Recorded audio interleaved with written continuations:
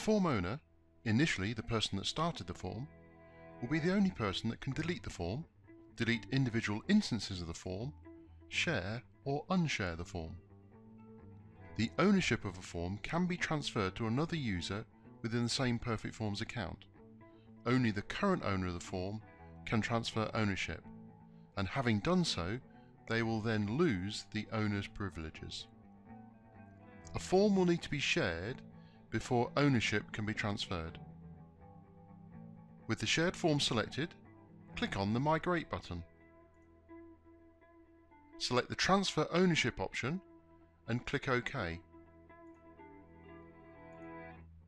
A list of other users in the account will be displayed. Click the user that you want to transfer the form to and click OK.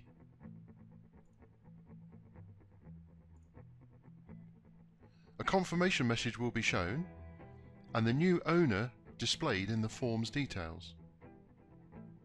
Please note that the location of the form will not change as a result of this action. It will remain in your shared folder, but you or any other designers with suitable permissions can move the form into another user's shared folder. As you're no longer the owner of the form, you will see that you no longer have the privileges attached to ownership.